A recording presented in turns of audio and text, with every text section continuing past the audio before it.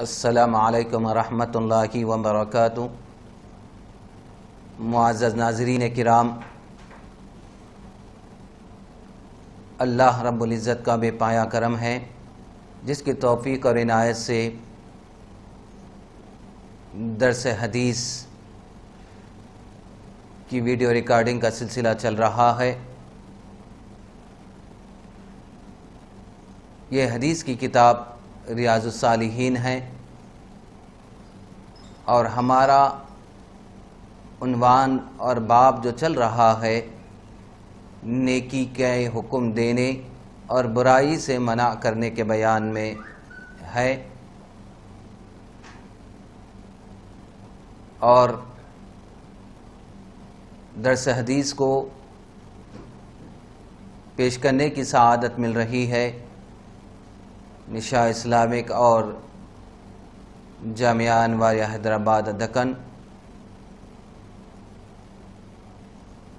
یہ اور بھی تفاسیر کتب احادیث ناظرین کے لیے پیش کر رہے ہیں، یہ بھی اسی کی ایک سنہری کڑی ہے۔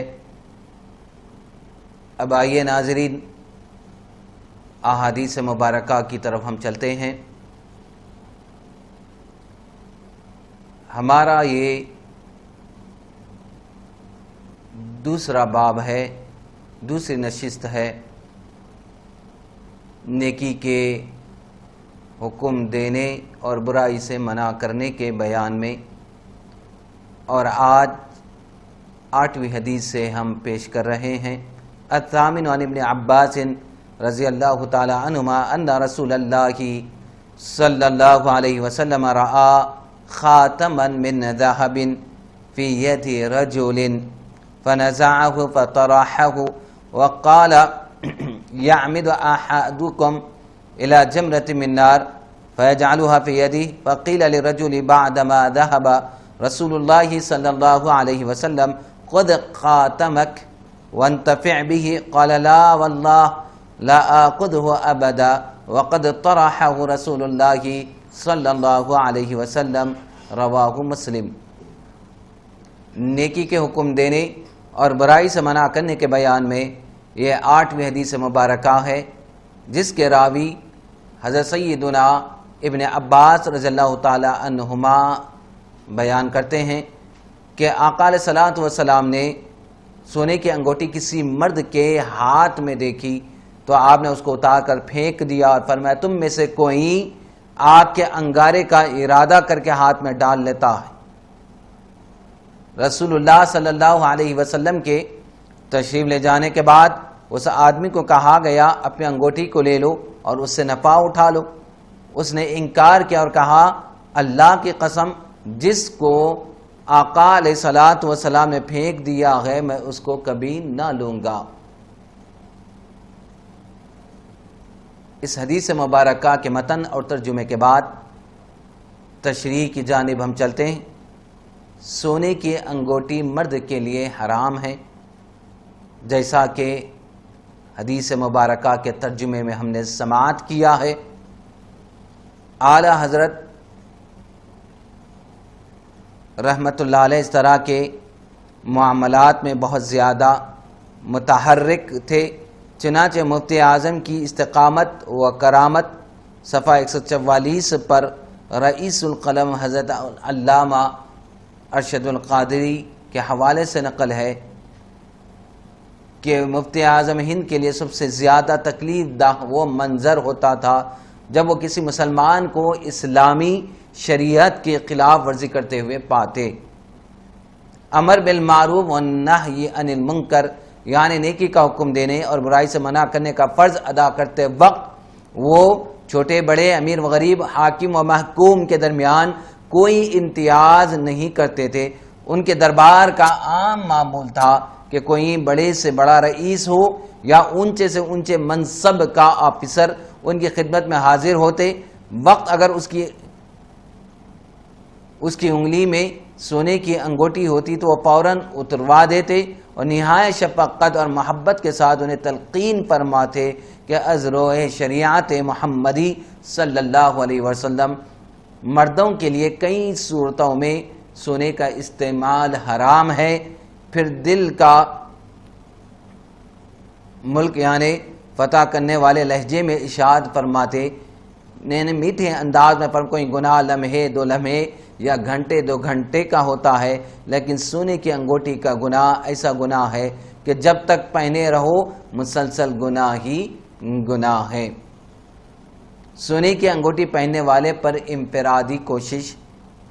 سجادہ نشین سرکار حضرت مہدی حسن میاں رحمۃ اللہ علیہ فرماتے ہیں، جب میں بریلی شریف آتا تو اعلیٰ حضرت خود کھانا لاتے اور ہاتھ دھلاتے۔ ایک مرتبہ میں نے سونے کی انگوٹھی اور چھلے پہنے ہوئے تھے، حسب دستور جب ہاتھ دھلوانے لگے تو فرمایا شہزادہ حضور یہ انگوٹھی اور چھلے مجھے دے دیجئے۔ میں نے اتار کر دے دیے اور بمبئی چلا گیا۔ جب بمبئی سے واپس آیا تو میری لڑکی فاطمہ نے کہا ابا حضور بریلی شریف کے مولانا اعلیٰ حضرت کے یہاں سے پارسل آیا تھا جس میں چھلے انگوٹھی اور ایک خط تھا جس میں یہ لکھا تھا شہزادی صاحبہ یہ دونوں طلائی اشیاء آپ کی ہے کیونکہ مردوں کو ان کا پہننا جائز نہیں۔ آقا علیہ الصلوۃ والسلام کا اختیار۔ امام احمد مسند میں رحمت اللہ علیہ نقل فرماتے ہیں محمد بن مالک نے کہا میں نے برا رضی اللہ عنہ کو سونے کی انگوٹھی پہنے دیکھا۔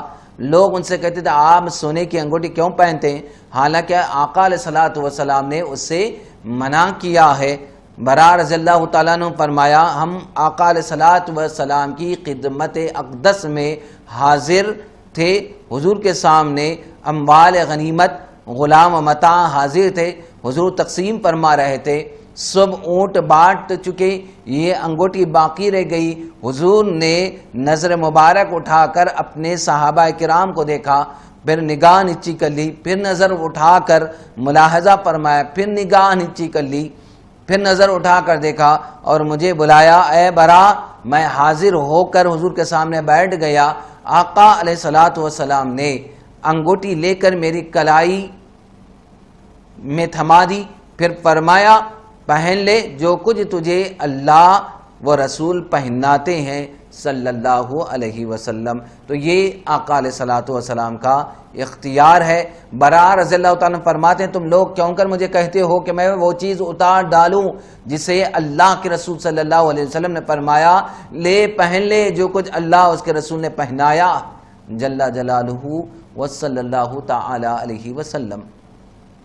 تو ہاں ناظرین کرام، شریعت کے بنانے والے اور جس بات کا اللہ کے نبی صلی اللہ علیہ وسلم نے حکم دیا ہے اسے کرنے کا خود اللہ نے حکم دیا ہے، کیونکہ یہ شریعت کے بنانے والے جس بات کا میں حکم دیا ہے وہی کرنا چاہیے، جس سے منع کیا ہے اور رک جانا ہے۔ یہ ان کے لیے تخصیص تھی، یہ ان کے لیے خصوصیت تھی، اللہ اس کے رسول صلی اللہ علیہ وسلم نے جن کے لیے اجازت دے دے ان کے لیے اجازت، اس پر سے وہ حکم ان سے اٹھ جاتا اور تخصیص یہ کہلاتا، استثناء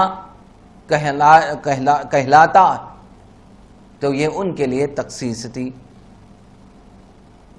اب نبی حدیث کی جانب ہم چلتے ہیں اس باب کی۔ التاسع عن ابی سعید الحسن البصری ان عائد بن عمرو رضی اللہ عنہ دخل على عبد الله بن زیاد فقال اے بنی انی سمعت رسول اللہ صلی اللہ علیہ وسلم یقول ان شر رعائی الحطمہ فإیاک ان تکون منہم فقال لو اجلس فإنما انت من نقالت اصحاب محمد صلی اللہ علیہ وسلم فقال وهل كانت لهم نقالہ انما كانت نقالت بعدهم وفي غیرهم رواہ مسلم۔ نیکی کے حکم کرنے اور برائی سے منع کرنے کے بیان میں نبی حدیث پیش خدمت ہے جس کے راوی ابو سعید حسن بصری رضی اللہ تعالی عنہ ہے کہ حضرت عائذ بن عمرو اور عبید اللہ بن زیاد کے پاس تشریف لے گئے اور فرمایا اے بیٹے میں نے آقا علیہ الصلوۃ والسلام فرماتے ہوئے سنا حکمرانوں میں سے برے بد خلق ہے تو اپنے آپ کو ان میں سے ہونے سے بچا۔ اس نے کہا بیٹھ جا، تم تو آقا علیہ الصلوۃ والسلام کے صحابہ کے بھوسے میں سے ہو فرمایا کیا ان میں بھی چھان تھا؟ چھان تو ان کے بعد اور دوسروں میں ہے۔ یہ حدیث مبارکہ کے ترجمے کے بعد ہم اس حدیث کی تشریح کی جانب چلتے ہیں۔ حضرت سیدنا مالک بن فضالہ رضی اللہ تعالیٰ عنہ اور حضرت سیدنا حسن رضی اللہ تعالیٰ عنہ سے ایک روایت کرتے ہیں، سابقہ امتوں میں عقیب نامی ایک بزرگ لوگوں سے الگ تھلگ ایک پہاڑی پر اللہ کی عبادت کیا کرتے تھے۔ ایک مرتبہ انہیں خبر ملی کہ قریبی شہر میں ایک ظالم و جابر بادشاہ ہے جو لوگوں پر بہت ظلم کرتا ہے اور بلا وجہ ان کے ہاتھ، پاؤں، ناک، کان وغیرہ کاٹ ڈالتا ہے، ظلم کرتا ہے۔ جب آپ رحمت اللہ علیہ کو یہ اطلاع ملی تو آپ کے اندر امر بالمعروف و نہی عن المنکر یعنی نیکی کی دعوت دینے اور برائی سے منع کرنے کا عظیم جذبہ شدت سے ابھرا اور اپنے آپ سے کہنے لگے، مجھ پر یہ لازم ہے کہ میں اس ظالم کو اللہ عز و جل ڈرنے کی تلقین کروں اور اسے عذاب الہی سے ڈراؤں۔ چنانچہ آپ عمل بالمعروف و نہی عن المنکر کے عظیم جذبے کے تحت پہاڑ سے اترے، اس ظالم حکمراں کے پاس پہنچ کر اس سے بڑی ہی جرأت مندانہ انداز میں فرمایا، تو اللہ عز و جل سے ڈر۔ وہ بدبخت ظالم بادشاہ آگ بگولا ہو گیا اور بڑے متکبرانہ انداز میں گستاخانہ جملے کہتے ہوئے اس بزرگ سے کہنے لگا کہ اے کلب، تیرے جیسا حقیر شخص مجھے اللہ عز و جل سے ڈرنے کا حکم دے رہا، میں تجھے اس گستاخ کی ضرور سزا دوں گا اور تجھے ایسی سزا دوں گا کہ آج تک دنیا میں ایسی سزا کسی کو نہیں دی گئی۔ پھر اس ظالم نے حکم دیا، اس کے قدموں سے اس کی کھال اتارنا شروع کرو اور سر تک اس کی کھال اتار لو کہ یہ دردناک عذاب میں مبتلا ہو اور اس کی روح تڑپ تڑپ کر تن سے جدا ہو۔ حکم پاتے ہی جلاد آگے بڑھے، اس عظیم مبلغ کو پکڑ کر زمین پر لٹایا، اس کے قدموں سے کھال اتارنا شروع کر دی۔ وہ صبر و شکر کا پیکر بنے رہے، زبان سے اف تک نہ کہا، لیکن جب ان کی کھال پیٹھ تک اتار لی گئی تو درد کی شدت سے ان کے منہ سے درد بھری آہ نکلی۔ انہیں فوراً حکم الہی پہنچا، اے عقیب صبر سے کام لو، ہم تجھے غم و حزن کے گھر سے نکال کر آرام و راحت کے گھر یعنی جنت میں داخل کر دیں گے اور اس تنگ و تاریک دنیا سے نکال کر وسیع واریز جنت میں داخل کریں گے۔ حکم الہی عز و جل پا کر وہ عظیم مبلغ خاموش ہو گئے، اس دردناک تکلیف کو صبر سے برداشت کرتے رہے۔ جب ظالموں نے ان کی کھال چہرے تک اتار لی تو شدت درد سے دوبارہ ان کے منہ سے بے اختیار درد بھری آہ نکلی۔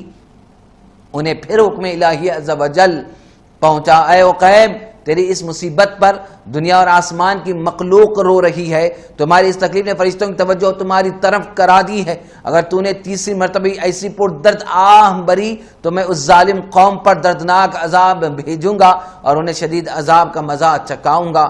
یہ حکم الہی پا کر وہ خاموش ہو گئے، پھر بالکل بھی منہ سے آواز نہ نکالی، اس خوف سے کہیں میری آہ وزاری سے اللہ میری اس قوم کو عذاب میں مبتلا نہ کر دے، میں نہیں چاہتا کہ میری وجہ سے کوئی عذاب میں مبتلا ہو۔ بالآخر اس مرد مجاہد کی تمام کھال اتار لی گئی، لیکن اس نے دوبارہ سسکی تک نہ لی اور اپنی جان آفرین کے سپرد کر دی۔ آفرین اے عظیم بہادر مبلغ، آفرین تیرے جذبہ تبلیغ اور امت سے خیرخواہی کے جذبے پر لاکھوں سلام۔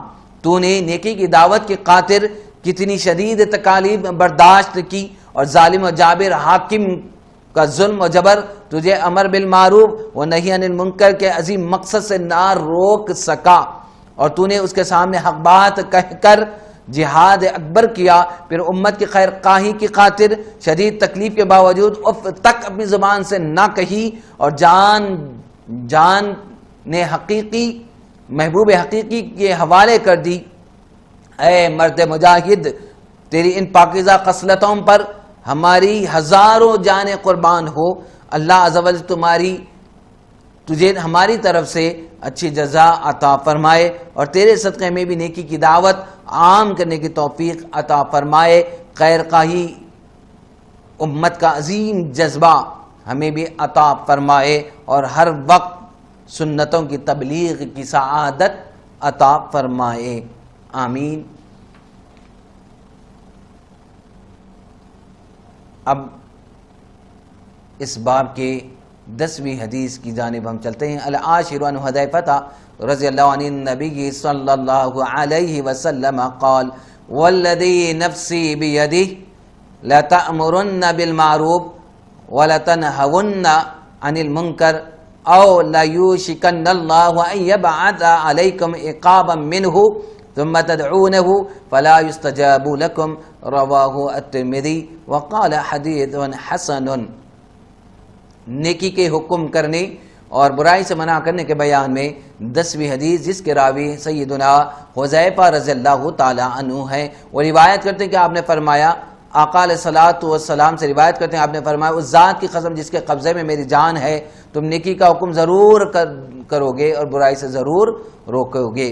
حضور علیہ الصلوۃ والسلام نے فرمایا کہ اس ذات کی قسم جس کے قبضے قدرت میں میری جان ہے، نیکی کا حکم ضرور تم کرو گے اور برائی سے ضرور تم روکو گے، یا پھر امکان ہے کہ اللہ رب العزت تم پر اپنا عذاب بھیجے، پھر تم اس سے دعا کرو اور تمہاری دعا قبول نہ ہو۔ امام ترمذی نے اس حدیث کو روایت کیا ہے اور کہا ہے یہ حدیث حسن ہے۔ ناظرین، اس حدیث مبارکہ کے متن اور ترجمے کے بعد تشریح کی جانب ہم چلتے ہیں۔ اس حدیث کی شرح کرتے ہوئے مفتی احمد یارقاں علیہ الرحمہ لکھتے ہیں امر بالمعروف و نہی عن المنکر کی ذمہ داری سے پہلو تہی یا سستی کتنا بڑا جرم ہے، اس حدیث میں نہایت وضاحت کے ساتھ اس کا بیان کیا گیا۔ آقا علیہ الصلوۃ والسلام نے فرمایا تو تمہیں یہ فریضہ انجام دینا ہوگا، اللہ تعالیٰ کے عذاب کا سامنا کرنا پڑے گا، یا تو یہ فریضہ انجام دینا پڑے گا یعنی تو اللہ کے عذاب کا سامنا کرنا پڑے گا، اور اس کے بعد اگر دعا بھی کرو گے تو تمہاری دعائیں قبول نہ ہوں گی۔ یہ نہایت سخت قسم کی وعید ہے، یعنی جب تک تم اپنی کوتاہی کا ازالہ نہیں کرو گے، اللہ تعالیٰ سے معافی نہیں مانگو گے، تمہاری کوئی دعا قبول نہ ہوگی۔ اس حدیث میں امر بالمعروف کا ذکر بھی قسم اور تاکیدی صیغوں کے ساتھ ہوا، اور عذاب کے ذکر کے لیے بھی تاکیدی صیغہ استعمال کیا گیا، جو اس کی اہمیت اور عدم بجا آوری کی صورت میں عذاب کے یقینی ہونے کی طرف اشارہ ہے۔ دل کی دعا بھی مقبول۔ حضرت سیدنا ابو عثمان نشاپوری علیہ الرحمہ فرماتے ہیں ایک مرتبہ ہم چند رفقا اپنے استاد محترم سیدنا ابو حفص نشاپوری رحمت اللہ علیہ کے ساتھ نشاپور سے دور ایک شہر کی طرف سفر پر روانہ ہوئے۔ ایک جگہ ہم نے قیام کیا تو ہمارے استاد محترم ہمیں وعظ و نصیحت فرمانے لگے۔ ان کی مخلصانہ اور حکمت بھری باتیں سن کر ہمیں دلی سکون میسر ہوا اور نیک اعمال کی طرف ہماری رغبت بڑھ گئی۔ استاد محترم ہمیں نصیحت فرما رہے تھے کہ اسی دوران سامنے موجود پہاڑ سے ایک فربا ہرنی اتری اور ہمارے استاد حضرت سیدنا ابو حفص رحمۃ اللہ علیہ کے سامنے آ کر کھڑی ہو گئی۔ ہرنی کو دیکھ کر آپ رحمۃ اللہ علیہ رونے لگے اور اتنا روئے کہ آپ کی ہچکیاں بند گئی۔ پھر جب آپ کو کچھ سکون حاصل ہوا اور خاموش ہو گئے تو میں نے عرض کی اے ہمارے محترم استاذ، آپ ہمیں کتنا پیارا درس دے رہے تھے اور ہمارے دلوں میں آپ کی باتوں سے رقت سوز و گداز پیدا ہو رہا تھا، لیکن جب یہ ہرنی سامنے آئی تو آپ نے زار و قطار رونا شروع کر دیا۔ آخر اس ہرنی کو دیکھ کر رونے میں کیا حکمت ہے؟ یہ سن کر استاد محترم نے فرمایا ہاں میں تمہیں بتاتا ہوں میں کیوں رویا۔ بات دراصل یہ ہے کہ ہم سب مسافر ہیں اور ہمارے پاس زاد راہ بھی وافر مقدار میں نہیں۔ جب میں تمہیں درس دے رہا تھا تو اچانک میرے دل میں یہ خیال آیا کہ اے کاش میرے پاس کوئی بکری ہوتی جسے ذبح کر کے میں تمہاری دعوت کرتا۔ ابھی یہ خیال میرے دل میں آیا ہی تھا کہ فوراً میرے سامنے یہ ہرنی آ گئی۔ اسے دیکھ کر میرے دل میں یہ خوف پیدا ہوا کہیں ایسا تو نہیں کہ اللہ عز و جل مجھے میرے نیک اعمال کا بدلہ دنیا ہی میں دے رہا ہو، اور کہیں میرا رب عز و جل مجھ سے ناراض تو نہیں، کیونکہ جس سے اللہ ناراض ہوتا ہے اسے دنیا ہی میں اس کے اچھے عمل کا بدلہ دے دیتا ہے۔ جیسا کہ فرعون اللہ عز و جل کا دشمن تھا، لیکن جب اس نے اللہ سے دعا کی کہ دریائے نیل جاری ہو جائے تو اللہ نے اس کی دعا قبول کر لی اور دریائے نیل جاری فرما دیا۔ حالانکہ وہ اللہ عز و جل کا دشمن تھا، لیکن پھر بھی اس کی خواہش دنیا میں پوری کر دی گئی، آخرت میں سے لوگوں کا کوئی حصہ نہیں۔ مجھے بھی یہ خوف ہونے لگا کہیں ایسا تو نہیں کہ مجھے میرے نیک اعمال کا بدلہ دنیا ہی میں دیا جا رہا ہو اور آخرت میرے لیے کچھ بھی نہ بچے اور میں وہاں مفلس رہ جاؤں۔ بس اسی خیال نے مجھے رلا دیا۔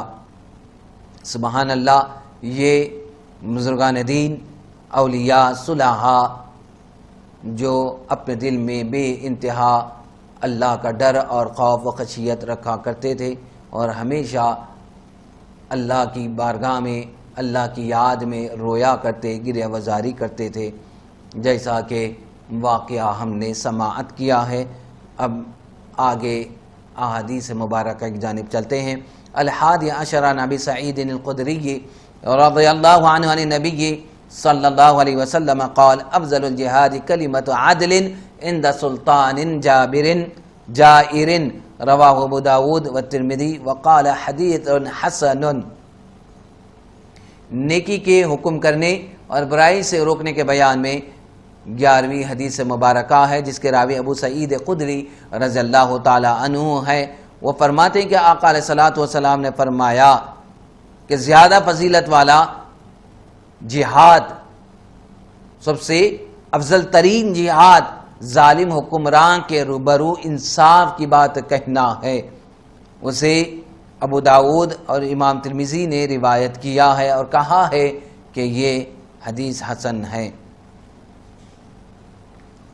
ناظرین، اس حدیث مبارکہ کے متن اور ترجمے کے بعد اس حدیث کی تشریح کی جانب چلتے ہیں۔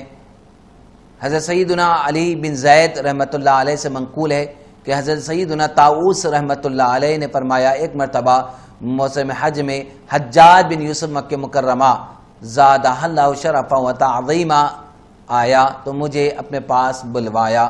میں گیا تو مجھے اپنے برابر بٹھایا اور ٹیک لگانے کے لیے تکیہ دیا۔ ہم ابھی بیٹھے باتیں کر رہے تھے، کسی طواف کرنے والے کی صدا فضا میں بلند ہوئی، لبیک اللہم لبیک لا شریک لک لبیک ان الحمد والنعمت لک والملک لا شریک لک۔ یعنی میں حاضر ہوں اے اللہ، میں حاضر ہوں، ہاں میں حاضر ہوں، تیرا کوئی شریک نہیں، میں حاضر ہوں، بے شک تمام خوبیاں نعمتیں تیرے لیے ہے اور تیرا ہی ملک ہے میرے مولا، تیرا کوئی شریک نہیں۔ حجاج بن یوسف نے جب یہ آواز سنی تو قاضی کو حکم دیا کہ اس حاجی کو ہمارے پاس بلاؤ۔ قاضی میں ایک باوقار شخص کو ساتھ لے آیا۔ حجاج بن یوسف نے اسے پوچھا تو کن لوگوں میں سے؟ کہا الحمدللہ میں مسلمان ہوں۔ حجاج نے کہا میں تجھ سے اسلام کا متعلق نہیں پوچھ رہا ہوں۔ کہا پھر کس کے متعلق پوچھ رہے ہیں؟ کہا میں یہ پوچھنا چاہتا ہوں تیرا تعلق کس ملک سے؟ کہا میں یمن کا رہنے والا ہوں۔ حجاج نے کہا میرا بھائی محمد بن یوسف کیسا ہے؟ کہا بہت اچھے لباس والا، بہت اچھے جسم کا مالک اور خوب گھومنے پھرنے والا سوار ہے۔ حجاج نے کہا میں ان چیزوں کے متعلق نہیں پوچھ رہا ہوں۔ کہا تو پھر کس چیز کے متعلق پوچھ رہے ہیں؟ کہا میں تو اس کی سیرت و کردار کے متعلق پوچھ رہا ہوں۔ یہ سن کر اس مرد قلندر جرأت مند حاجی نے بڑے بے خوفی سے کہا وہ انتہائی ظالم و سرکش ہے، مخلوق کا پیروکار اور خالق لم یزل کا نافرمان ہے۔ حجاج نے اپنے بھائی کے خلاف یہ باتیں سنی تو غصے سے تڑپ کر بولا تجھے اس طرح کا کلام کرنے پر کس چیز نے ابھارا؟ کیا تو نہیں جانتا کہ وہ میرا بھائی ہی ہے؟ اس کا مرتبہ میرے نزدیک کتنا بلند ہے۔ جرأت مند حاجی نے بڑی دلیری سے کہا تیرا کیا خیال ہے؟ اگر تیرا بھائی تیری نظر میں مقام و مرتبے والا ہے تو کیا اس وجہ سے میں اللہ کا مقرب جان لوں گا؟ ہرگز نہیں، بلکہ عظیم و بلند تو وہی ہے جو اللہ کی بارگاہ میں مقرب ہے، اللہ کے پاس اس کا مقام و مرتبہ ہے۔ میں تیرے ظالم و سرکش بھائی کو معظم محترم کیوں سمجھوں؟ حالانکہ میں تو اللہ کے گھر کا قصد کر کے آیا ہوں، میں تو اس کے دین کو سمجھنے والا، اس کے رسول صلی اللہ علیہ وسلم پر ایمان لانے والا اور ان کی تصدیق کرنے والا ہوں۔ دلیر و جرأت مند حاجی کی باتیں یہ سن کر حجاج بن یوسف خاموش رہا، اسے کوئی جواب نہ بن پڑا۔ پھر بلند ہمت جرأت مند حاجی کھڑا ہوا اور اجازت لیے بغیر وہاں سے چلا گیا۔ حضرت سیدنا طاؤس رحمۃ اللہ علیہ فرماتے ہیں میں بھی اس مرد قلندر کے پیچھے ہو گیا۔ میں نے کہا یہ شخص بہت حکیم و دانا ہے، پھر میں نے دیکھا وہ خانہ کعبہ کا غلاف پکڑ بارگاہ خداوندی میں اس طرح التجائے کر رہا ہے، اے میرے پروردگار مجھے اپنے فضل و کرم سے پریشانی و مصیبت سے نجات عطا فرما، ہر معاملے بخیلوں کے شر سے محفوظ رکھ، حق بات کہنے کی توفیق عطا فرما، اللہ عز و جل کی ان پر رحمت ہو اور ان کے صدقے ہماری مغفرت ہو، آمین بجاہ النبی الامین۔ ظالم و جابر حاکم کے سامنے حق بات کہنا کتنا عظیم جہاد ہے۔ اس مرد قلندر نے ایک انتہائی سپاک و ظالم حکمراں کے سامنے اس کے بھائی کی حقیقت کا اعلان اظہار کیا۔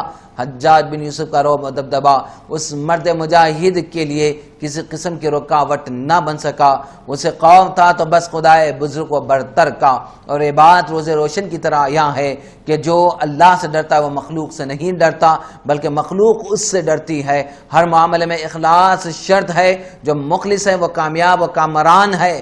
اللہ عز و جل ہمیں بھی حق بات کہنے سننے کی توفیق عطا فرمائے، حق پر عمل کرنے اور حق کا ساتھ دینے کی توفیق عطا فرمائے، آمین بجاہ النبی الامین صلی اللہ علیہ وسلم۔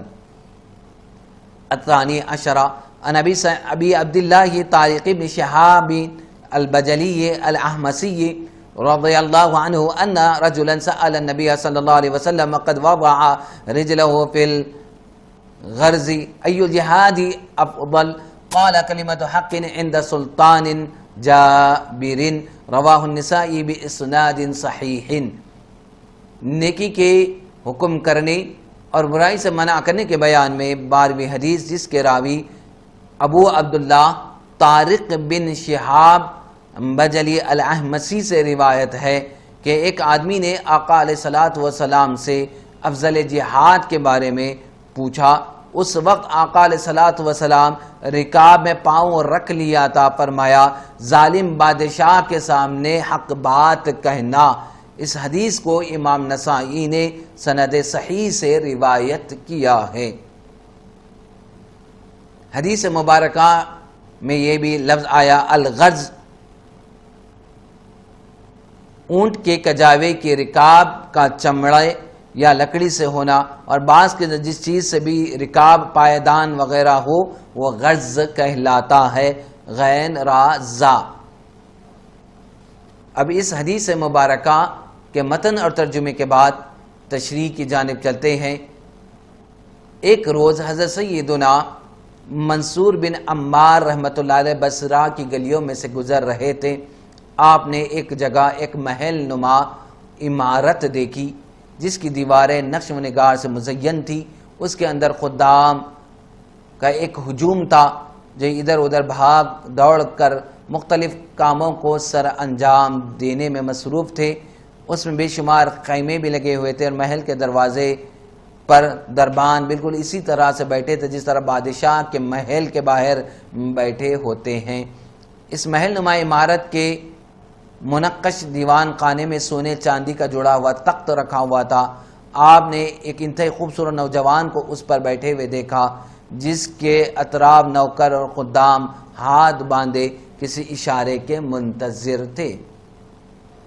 آپ فرماتے ہیں کہ میں نے اس محل نما خوبصورت عمارت میں داخل ہونا چاہا تو دربانوں نے مجھے ڈانٹ دیا اور اندر داخل ہونے سے منع کر دیا۔ میں نے سوچا کہ اس وقت نوجوان دنیا کا بادشاہ بنا بیٹھا ہے، لیکن اسے بھی موت تو آنی ہے۔ جب موت آ گئی تو اس کی بناوٹی بادشاہی کا خاتمہ ہو جائے گا۔ کچھ اس کے پاس کل تک تھا وہ اگلے دن تک نہیں رہے گا، لہٰذا مجھے ڈرنا نہیں چاہیے اور اس کے پاس جا کر حق کی بات نصیحت کرنی چاہیے، شاید اللہ تعالیٰ اس پر اپنی رحمت کے دروازے کھول دے۔ چنانچہ میں موقع کی تلاش میں راجوں ہی دربان ذرا مشغول ہوئے، میں آنکھ بچا کر اندر داخل ہو گیا۔ میں نے دیکھا اس نوجوان نے کسی عورت کو پکارا، اے نسواں، اس کے بلند میں ایک کنیز حاضر ہو گئی۔ مجھے یوں لگا جیسے اچانک دل چڑھ آیا ہوں۔ اس کے ساتھ اور بھی بہت سی کنیزیں تھیں جن کے ہاتھوں میں خوشبودار مشروب سے بھرے ہوئے برتن تھے۔ اس مشروب کے ساتھ نوجوان کے دوستوں کی خدمت کی گئی۔ مشروب سے لطف اندوز ہونے کے بعد اس کے تمام احباب یکے بعد دیگرے اس کو سلام کر کے رخصت ہونے لگے۔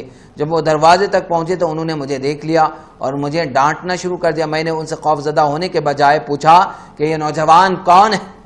انہوں نے بتایا یہ بادشاہ کا بیٹا ہے۔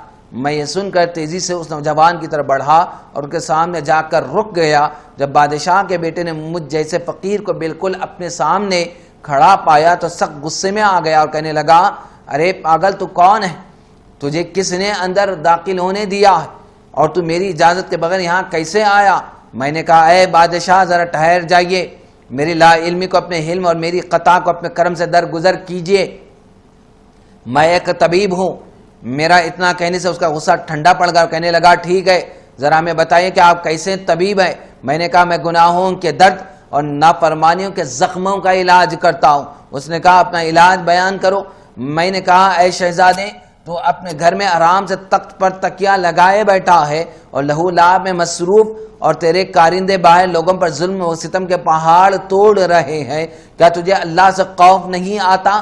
اس کے دردناک عذاب کا تجھے ہرگز کوئی ڈر نہیں؟ تجھے اس دن کا کوئی لحاظ نہیں جس دن تمام بادشاہوں اور حکمرانوں کو ان کے بادشاہوں اور حکمرانیوں سے معزول کر دیا جائے گا اور تمام سرکش ظالموں کے ہاتھ باندھ دیے جائیں گے؟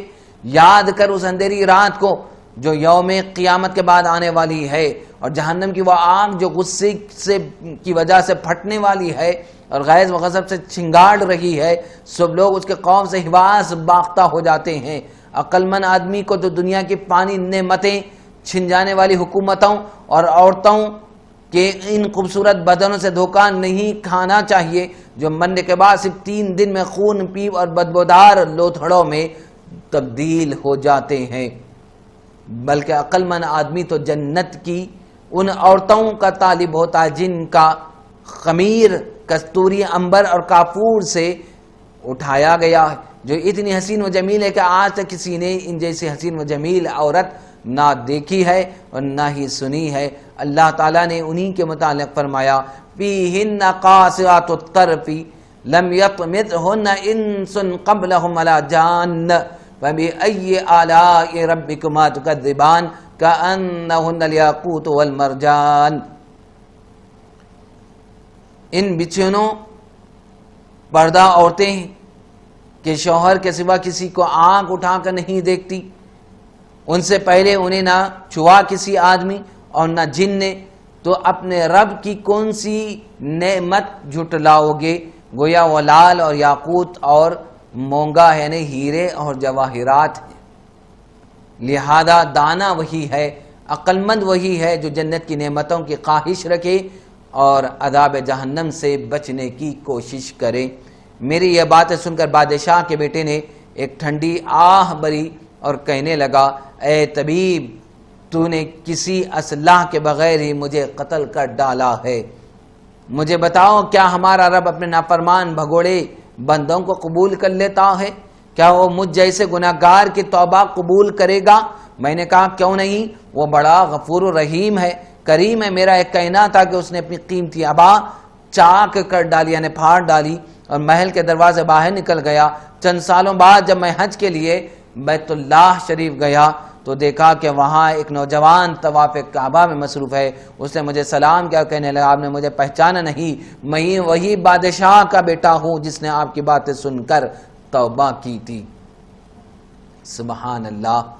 بزرگان دین کی نصیحت، ان کی باز اور ان کے تبلیغ میں کتنے اثرات تھے کہ بڑے سے بڑے بادشاہ بھی توبہ کرتے اور ان کی باتوں کا اتنا اثر ہوتا کہ وہ دنیا کو چھوڑ کر اللہ کی طرف متوجہ ہو جاتے، دنیا سے اعراض فرما کر، مخلوق سے منہ موڑ کر اللہ کی طرف اپنی لو لگا لیتے اور سچی توبہ کر کے اپنی آخرت کی فکر کر لیتے اور اپنے آخرت کو سنبھال لیتے۔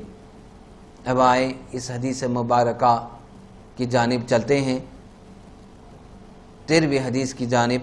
الثالث عشر عن ابن مسعود رضی اللہ عنہ قال قال رسول اللہ صلی اللہ علیہ وسلم ان اول ما دخل النقص على بنی اسرائیل انه كان الرجل يلقى الرجل فيقول يا هذا اتق الله ودع ما تصنع فإنه لا يحل لك ثم يلقاه من الغد وهو على حاله فلا يمنعه ذلك أن يكون أكيله وشريبه وقعيده فلما فعلوا ذلك وضرب الله قلوب بعضهم ببعض ثم قال لعن الذين كفروا من بني إسرائيل على لسان داود وعيسى بن مريم ذلك بما عصوا وكانوا يعتدون كانوا لا يتناهون عن منكر فعلوه لبئس ما كانوا يفعلون ترى كثيرا منهم يتولون الذين كفروا لبئس ما قدمت لهم أنفسهم إلى قوله فاسقون سورة المائدة ثم قال كلا والله لا تأمرن بالمعروف ولا تنهون عن المنكر ولا تأخذن على يد الظالم ولا تأترنه على الحق أطرا ولا تقصرنه على الحق قصرا أو لا يضربن الله بقلوب بعضكم على بعض ثم ليلعنكم كما لعنهم رواه ابو داود والترمذي وقال حديث حسن.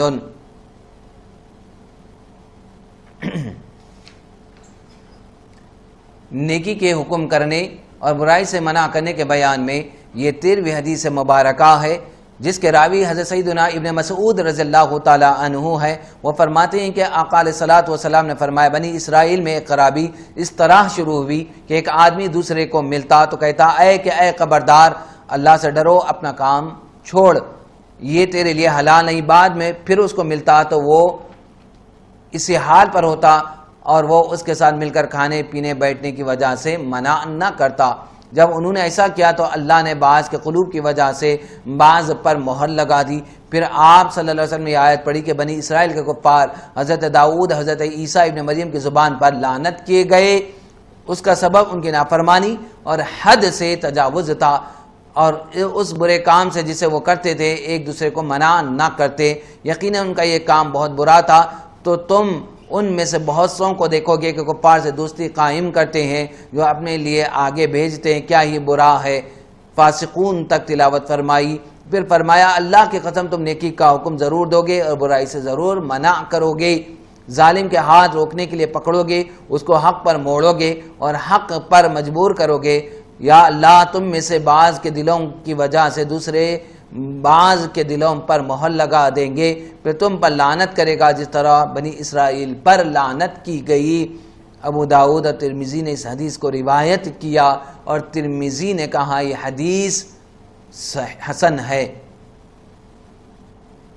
ترمذی کی دوسری عبارت ان الفاظ کے ساتھ آئی کہ آقا علیہ الصلوۃ والسلام نے فرمایا جب بنی اسرائیل گناہوں میں واقع ہوئے تو ان کے علماء نے انہیں روکا تو وہ نہ رکے. پھر ان کے علماء ان کی مجلس میں مل کر بیٹھتے مل کر کھاتے مل کر پیتے. اللہ تعالیٰ نے بعض کے دلوں کی وجہ سے بعض کے دلوں پر مہر لگا دی. ان پر حضرت داؤد حضرت عیسیٰ ابن مریم علیہ السلام کی زبانوں کے ذریعے لعنت فرمائی. اس کا سبب ان کی نافرمانیاں اور حد سے تجاوز کرنا تھا. یہ کہہ کر آقا علیہ الصلوۃ والسلام سیدھے بیٹھ گئے حالانکہ آپ کا تکیہ لگا کر بیٹھے تھے. پھر فرمایا اس کی قسم جس کے قبضہ قدرت میں میری جان ہے تم نجات نہ پاؤ گے یہاں تک کہ تم ان کو حق پر مجبور کرو گے. اب اس حدیث مبارکہ کی تشریح کی جانب چلتے ہیں. حضرت العلامہ مفتی احمد یار خان علیہ الرحمہ اس حدیث کے تحت لکھتے ہیں فجالسوم ان کے ہم پیالہ و ہم نوالا ہوں گے. اکلوہم جالسوہم آکلوہم جالسوم شاربوہم تمام صیغے باب مفعلہ سے جمع مذکر غائب ماضی کے صیغے ہیں. یعنی اکلوہم جالسوہم شاربوہم تمام صیغے باب مفعلہ سے فعل ماضی غائب کے صیغے ہیں اور ہم ضمیر منصوب متصل مفعول بہ ہے. باب مفعلہ فعل میں شراکت کا تقاضا کرتا ہے. گویا ان کا کھانے پینے اور مجلس میں اشتراک تھا یعنی وہ مل کر یہ سب کام کرتے تھے. کسی چیز کو توڑ دینا ہے اور دوہرا کرنا اطرن کے معنی آتا ہے جو حدیث میں لفظ آیا. اس حدیث شریف میں بنی اسرائیل کے علماء کا کردار ذکر کرنے کے بعد اس راستے پر چلنے سے روکا گیا. بتایا گیا کہ بنی اسرائیل کے علماء نے اپنی قوم کو برائی سے منع کیا. جب وہ باز نہ آئے تو بجائے اس کے کہ وہ ان کا بائیکاٹ کر کے ان کو برائی سے چھوڑنے پر مجبور کرتے خود ان کے ہم مجلس اور ہم پیالہ اور ہم نوالا ہو گئے اور ان کے دل ایک جیسے ہو گئے جس کی بنیاد پر وہ لعنت کے مستحق ہوئے۔ مزید فرماتے ہیں آقا علیہ الصلوۃ والسلام اپنی امت کے ارباب اختیار اور علماء کو آگاہ کیا کہ تمہیں اس طریقہ کار سے بچنا ہوگا جو طریقہ علماء بنی اسرائیل نے اپنایا تھا، اور برائی کا ارتکاب کرنے والوں کو ہاتھ روکنا ہوگا۔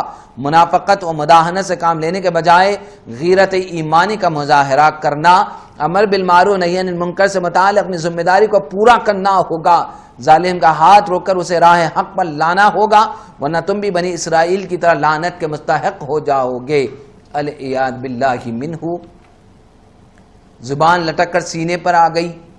بلعام بن باعورہ یہ شخص اپنے دور کا بہت بڑا عالم اور عابد و زاہد تھا، اس کو اسم اعظم کا بھی علم تھا۔ یہ اپنی جگہ بیٹھا ہوا اپنی روحانیت سے عرش اعظم کو دیکھ لیا کرتا تھا، بہت ہی مستجاب الدعا تھا، اس کی دعائیں بہت زیادہ مقبول ہوا کرتی تھی، اس کے شاگردوں کی تعداد بھی بہت زیادہ تھی۔ مشہور یہ ہے کہ اس کے درسگاہ میں طالب علموں کی دعوتیں 12,000 تھی۔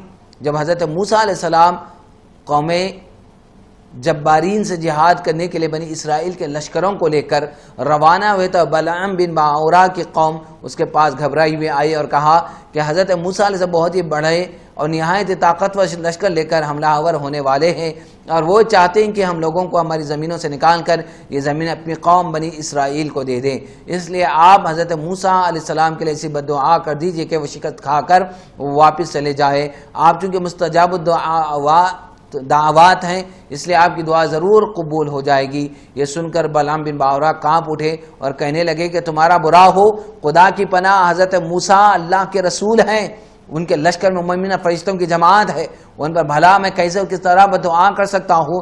لیکن اس کی قوم نے رو رو کر گڑا کر اس طرح اصرار کیا۔ اس نے یہ کہہ دیا کہ استخارہ کر لینے کے بعد اگر مجھے اجازت مل گئی تو بددعا ضرور کر دوں گا، مگر استخارہ کے بعد جب اس کو بددعا کی اجازت نہیں ملی تو اس نے صاف صاف جواب دے دیا اگر میں بددعا کرنا میری دنیا و آخرت دونوں برباد ہو جائیں گی۔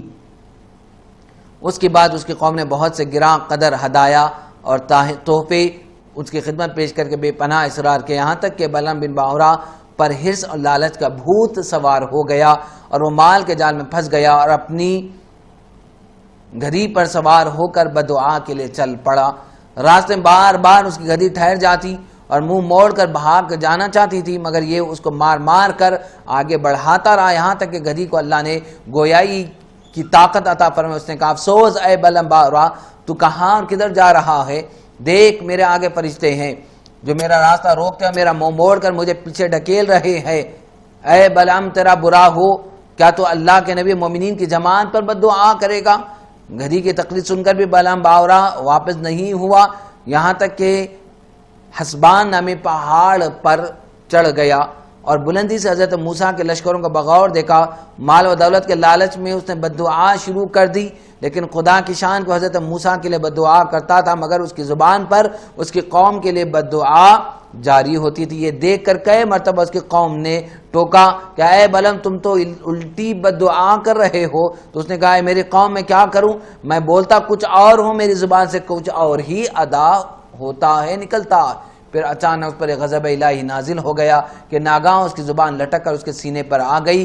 اس وقت بلعام بن باعورہ نے اپنی قوم سے رو کر کہا افسوس میری دنیا و آخرت دونوں برباد ہو گئی، میرا ایمان جاتا رہا، میں قہر و غضب جبار میں یعنی غضب الہی میں گرفتار ہو گیا، اب میری کوئی دعا قبول نہیں ہو سکتی۔ بلعام بن باعورہ پہاڑ سے اتر کر مردود بارگاہی الہی ہو گیا، آخر دم تک اس کی زبان اس کے سینے پر لٹکتی رہی اور وہ بے ایمان ہو کر دنیا سے رخصت ہو گیا، مر گیا۔ اس سے ان ظالموں اور لیڈروں کو سبق حاصل کرنا چاہیے جو مالداروں یا حکومتوں سے رقم لے کر خلاف شریعت باتیں کرتے ہیں اور جان بوجھ کر اپنے دین و ایمان کا سودا کرتے ہیں۔ دیکھ لو بلعام بن باعورہ کیا تھا اور کیا ہو گیا، کیا مقام تھا اللہ کے پاس اور اب کیا ہو گیا۔ یہ کیوں ہوا؟ اس لیے ہوا، صرف اس لیے کہ وہ مال و دولت کے لالچ میں گرفتار ہو گیا اور دانستہ اللہ عز و جل کی نبی پر بد دعا کرنے کے لیے تیار ہو گیا تو اس پر یہ وبال پڑا کہ دنیا و آخرت میں ملعون ہو کر اس طرح مردود ہو گیا کہ عمر بھر کتے کی طرح لٹکتی ہوئی زبان لیے پھرا اور آخرت میں جہنم کی بھڑکتی ہوئی اور شعلہ بار آگ کا ایندھن بن گیا۔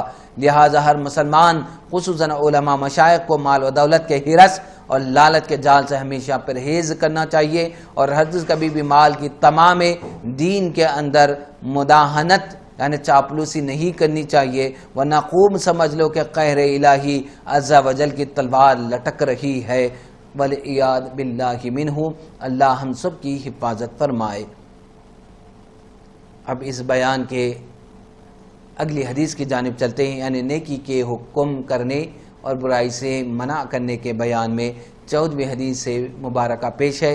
الرابع عشر عن ابی بکر صدیق رضی اللہ عنہ قال یا ایھا الناس انکم لتقرؤون هذه الآیہ یا ایھا الذین آمنوا علیکم انفسکم لا یضرکم من ضل اذا اہتدیتم، سورہ مائدہ۔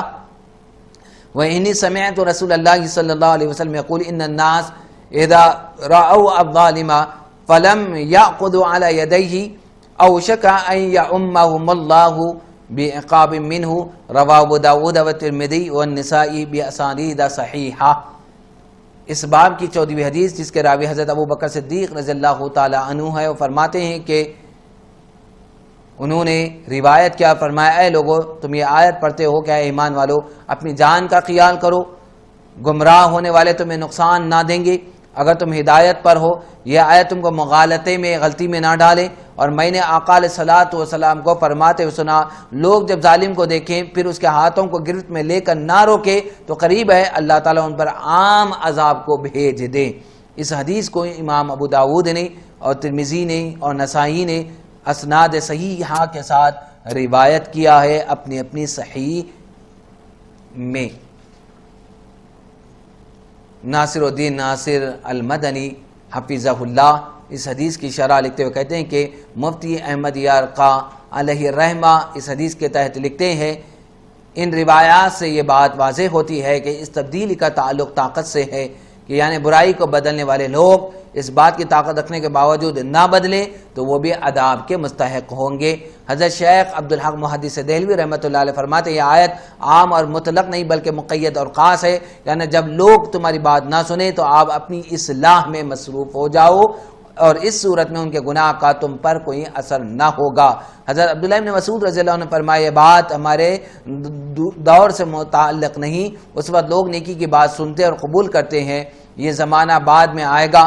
بعض مفسرین نے یہ بھی لکھا ہے کہ جب تم ہدایت پر ہو کا مطلب یہ ہے کہ تم برائی سے روکو اور وہ نہ مانے تو اب عذاب عام نہیں ہوگا بلکہ صرف برائی کے مرتکب لوگوں کو ہوگا۔ سیدنا امام غزالی علیہ الرحمہ ارشاد فرماتے ہیں جاننا چاہیے عمل بالمعروف کے 4 ارکان ہیں، محتسب یعنی احتساب کرنے والا، محتسب علیہ جس کا احتساب کیا جائے، محتسب فی جس میں احتساب ہو، اور ایک نفس احتساب۔ محتسب اس کے لیے شرط یہ ہے کہ وہ مسلمان ہو، مکلف ہو، پس رعایا میں سے ہر ایک اس میں داخل ہے، اس میں ولایت اور اجازت کا ہونا شرط نہیں۔ عدالت یعنی عادل ہونے کی شرط میں علماء کا اختلاف ہے۔ بعض علماء امر بالمعروف و نہی عن المنکر میں اللہ عز و جل کے اس فرمان کی وجہ سے عدالت کی یعنی انصاف کی شرط لگاتے ہیں۔ لما تقولون ما لا تفعلون، کیوں کہتے ہو جو وہ تم خود نہیں کرتے۔ اللہ عز و جل کا فرمان ہے اتأمرون الناس بالبر، کیا تم لوگوں کو نیکی کا حکم دیتے ہو اور اپنے آپ کو بھول جاتے ہو، وتنسون انفسکم، اس کے متعلق بہت سی احادیث وارد ہیں۔ بعض علماء فرماتے ہیں کہ اس میں عدالت کی شرطیں یہی بات حق ہے کیونکہ بالاجماع احتساب میں تمام گناہوں سے معصوم ہونا شرط نہیں۔ جب علماء کرام کا انبیاء کے صغیرہ گناہوں سے معصوم ہونے کے بارے میں اختلاف ہے تو دوسروں کے معصوم ہونے کی کیسے امید رکھی جاتی ہے؟ پھر جب یہ شرط نہ پائی جائے گی تو یہ چیز امر بالمعروف اور نہی عن المنکر کے ترک کرنے کا سبب بنے گی۔ بس اس میں کتنی دوری ہے کہ وہ خود شراب نوشی کرتا ہو اور دوسروں کو اس سے منع کرے اور کہیں مجھ پر 2 باتیں لازم ہیں، پہلے رکنا اور دوسروں کو روکنا، اور میں ان میں سے ایک تو کر رہا ہوں اس امید پر کہ مجھے دوسری کے ترک کی توفیق مل جائے۔ اور کافر کو اس کام سے روکا گیا ہے کیونکہ کافر کا مسلمان کو منع کرنا مسلمانوں پر مسلط ہے، کیونکہ اللہ کا فرمان ہے وَلَن يَجْعَلَ اللَّهُ لِلْكَافِرِينَ عَلَى الْمُؤْمِنِينَ سَبِيلًا، اللہ کافروں کو مسلمان پر کوئی راہ نہ دے گا، اور مسلمان ہی کر سکتا ہے۔ پس وہ لوگوں کو دھمکی دینے، ڈرانے اور مارنے وغیرہ میں سے جو چیز بھی اس کے لائق ہو اس کے ساتھ منع کرے گا۔ یہ حکم بادشاہ یا امام وغیرہ کے لیے مختلف نہیں، پس ہر وہ شخص جو غیر مناسب فعل کا مرتکب ہو اسے روکا جائے گا۔ اس پر دلیل یہ روایت ہے کہ مروان بن حکم نے نماز عید سے پہلے خطبہ دیا تو ایک شخص نے کہا خطبہ نماز کے بعد ہوتا ہے۔ مروان نے اے فلاں یہ کام چھوڑ دیا گیا۔ حضرت سیدنا ابو سعید خدری رضی اللہ عنہ نے فرمایا اس شخص نے اپنا فرض پورا کیا ہے۔ آقا علیہ الصلوۃ والسلام نے ہمیں ارشاد فرمایا من رعا منکرن فلینکرہ بیدی فإن لم یستطع فبلسانی فإن لم یستطع فبقلبی وذالک اضعف الایمان، جو شخص برائی کو دیکھے تو اسے چاہیے کہ اپنے ہاتھ سے روکے، اگر اس کی طاقت نہ ہو تو زبان سے روکے، اگر اس کی بھی طاقت نہ ہو تو دل میں برا جانے۔ یہ ایمان کا کمزور ترین درجہ ہے۔ نیکی کے حکم کرنے اور برائی سے منع کرنے روکنے کے بیان یہاں پر ختم ہوتا ہے۔ ہم اللہ رب العزت سے دعا کرتے ہیں کہ اے اللہ ہمیں بھی نیکی کا حکم دینے اور برائی سے روکنے اور امر بالمعروف کرنے اور نہی عن المنکر کرنے کی توفیق عطا فرما۔ ہم کو سب سے پہلے اپنی اصلاح کرنے اور نیکیوں پر عمل کرنے اور برائی سے روکنے کی توفیق عطا فرما، اور تیرے بندوں میں اس کی تبلیغ کرنے کی بھی ہمیں توفیق مرحمت فرما، اور اس کام کو اخلاص کے ساتھ قبول اور منظور فرما، اس میں اخلاص ڈال دے، تیری رضا شامل حال رہے اور ہمارے لیے یہ آخرت کا سرمایہ بنا دے۔ وآخر دعوانا الحمدللہ رب العالمین وما علینا الا البلاغ المبین۔